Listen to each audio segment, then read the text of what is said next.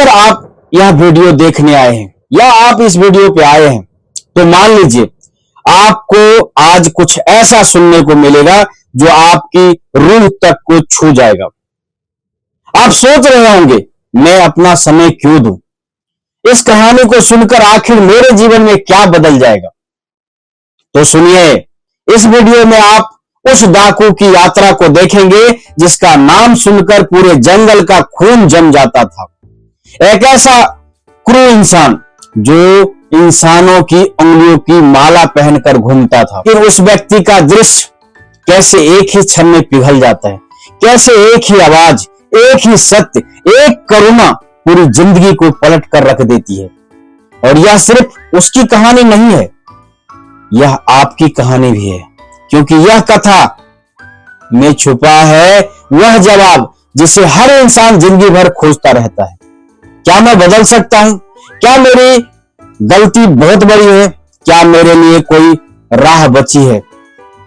इस वीडियो को देखते हुए आप जंगल की ठंडी हवा महसूस करेंगे, गांव का प्राचीन वातावरण महसूस करेंगे, घरों में भागते लोग, दूर खड़ा एक निर्दयी डाकू और उसके सामने पूर्ण शांति से खड़े भगवान बुद्ध।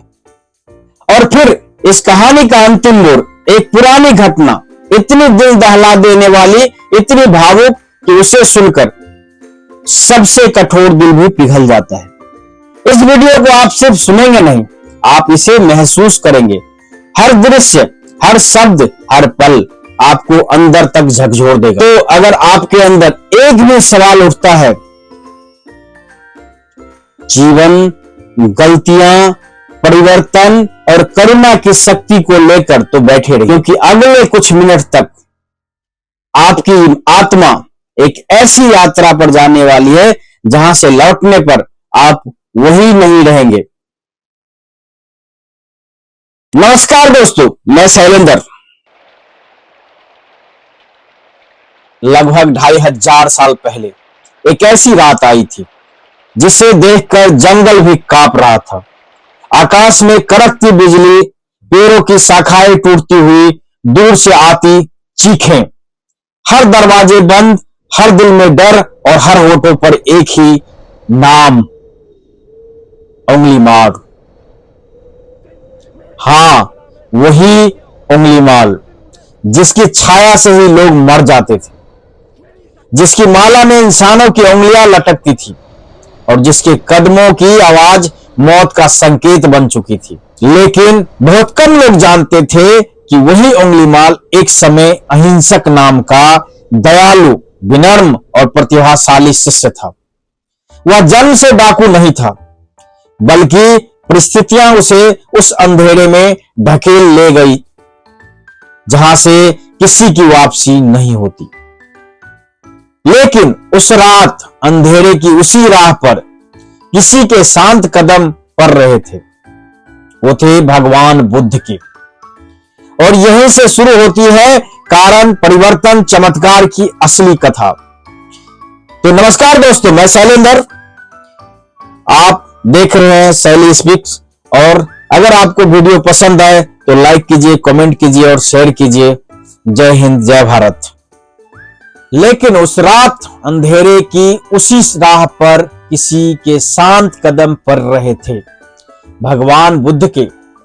और यहीं से शुरू होती है करुणा, परिवर्तन और चमत्कार की असली कथा। अहिंसक नाम का एक तेजस्वी लड़का गुरुकुल में पढ़ाई करता और बड़ा बुद्धिमान था, सहज था, सबका प्रिय था। लेकिन उसके ही साथ पढ़ने वाले कुछ छात्र उसकी प्रतिभा से ईर्ष्या करने लगे।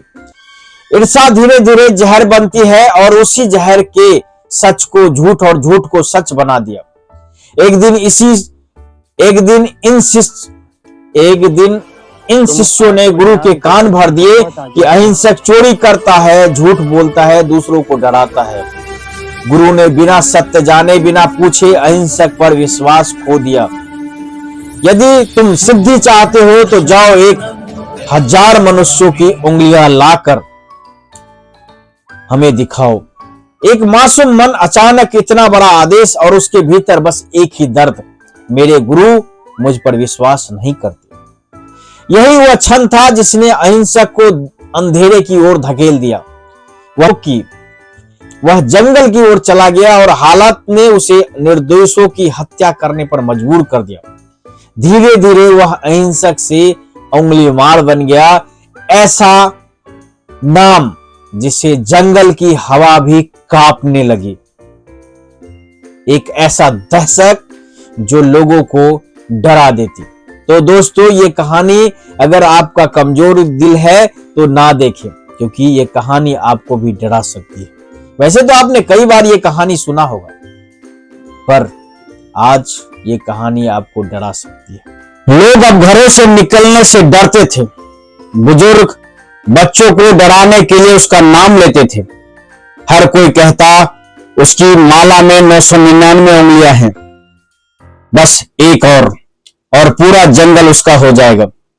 राजा को भी चिंता घेरने लगी और वह बुद्ध के पास पहुंचा। प्रसेनजीत ने हाथ जोड़कर कहा, भगवान, जंगल में एक राक्षस पैदा हो गया है, वह किसी को नहीं छोड़ता। बुद्ध ने शांत स्वर में कहा, राजन, कोई भी मनुष्य जन्म से राक्षस नहीं होता। परिस्थितियां उसे बनाती है और करुणा उसे बदल सकती है। राजा ने चेतावनी दी, लेकिन वह आपको भी मार देगा। बुद्ध मुस्कुराए, मैं युद्ध नहीं करने जा रहा, एक मन को जगाने जा रहा हूं। और ऐसा कह के बुद्ध आगे निकल पड़ा। ये सब अज्ञान की ही संतान है। एक शांत सुबह बुद्ध अकेले जंगल में चलते हुए उंगलीमाल के छत में पहुंच गए। उंगलीमाल ने दूर से एक भिक्षु को आते देखा। उसे यकीन नहीं हुआ कि कोई इस क्षेत्र में कदम रख भी सकता है। वह गर्जा, रुक जा भिक्षु, मौत को बुलावा मत दे। लेकिन बुद्ध नहीं रुके, वे उसी शांति से आगे बढ़ते रहे। उंगलीमाल पूरी ताकत से उनकी ओर दौड़ा। उसके कदमों की आवाज गूंज रही थी, लेकिन आश्चर्य, वह जितना तेज दौड़ता बुद्ध उतने ही शांत, लेकिन उससे आगे ही रहते। आखिरकार वह थक कर चिल्लाया, रुक जाओ, मैं दौड़ रहा हूं और तुम चल रहे हो, फिर भी मैं तुम्हें पकड़ नहीं पा रहा। बुद्ध ने पीछे मुड़कर कहा, मैं बहुत पहले रुक चुका हूं उंगलीमाल, अब तू रुक जा।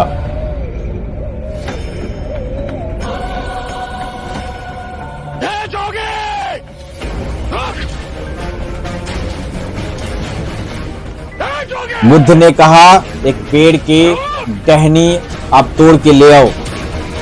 उंगलीमाल गया और पेड़ की टहनी तोड़ के ले आया। फिर बुद्ध ने कहा कि इसे तुम वहीं वापस लगा के आओ। उंगलीमाल हंसने लगा, गरजने लगा, ये कैसे हो सकता है, जिसको मैंने तोड़ दिया वो कैसे जुड़ सकता है। तो बुद्ध ने कहा कि आज तक तुमने जितने को मारा है, क्या तुम जिंदा कर सकते हो? अगर तुम जिंदा नहीं कर सकते तो मार ही क्यों रहे हो? यह वाक्य उसके दिल में तीर की तरह उतर गया। वह वहीं ठिठकर खड़ा रह गया।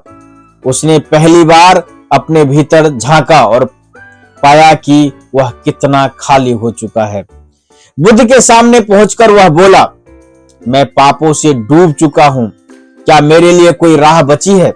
बुद्ध ने कहा, जब तक मनुष्य का मन सच की ओर मुड़ सकता है, तब तक उसके लिए कोई भी रास्ता बंद नहीं होता। उंगलीमाल रोने लगे। उसने अपनी तलवार फेंक दी, उंगलियों की माला उतार कर जमीन पर डाल दी और उसी क्षण वह डाकू से भिक्षु बन गया। मेरी शक्तियां प्रबल रूप लेगी और पूरी सृष्टि में विकसित होगी। लेकिन बदला हुआ मनुष्य तुरंत स्वीकार नहीं किया जाता।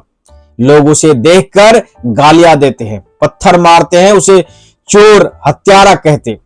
एक दिन पत्थरों से घायल होकर वह बुद्ध के चरणों में गिर पड़ा।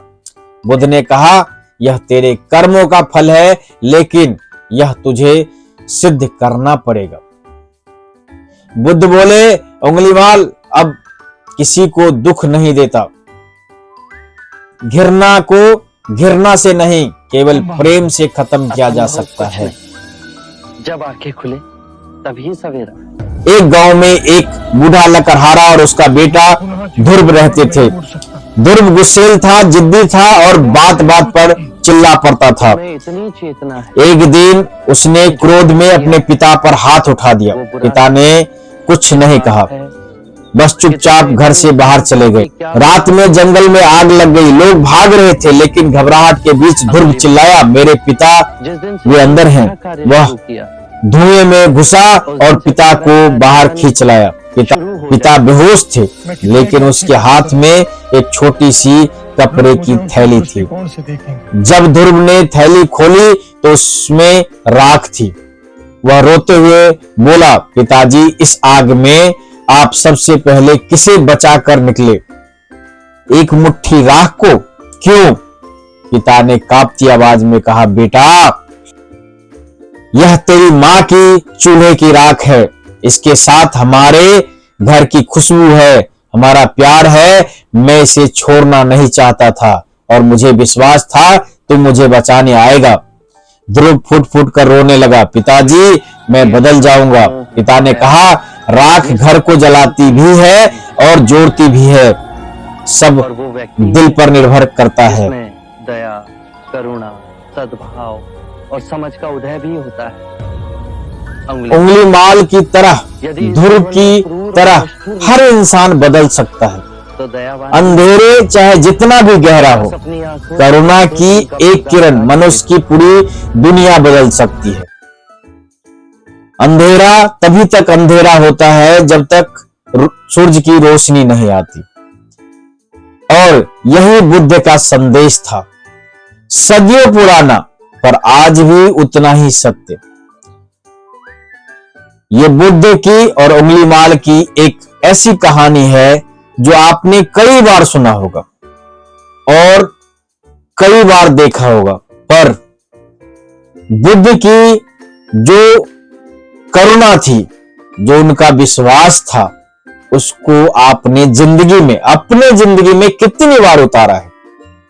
तो दोस्तों, ये थी उंगली माल और बुद्ध की कहानी।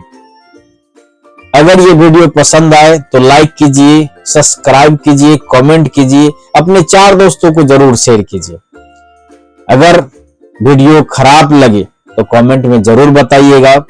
अगर मैंने कुछ गलत कहा हो तब भी बताइएगा। तो जय हिंद, जय भारत।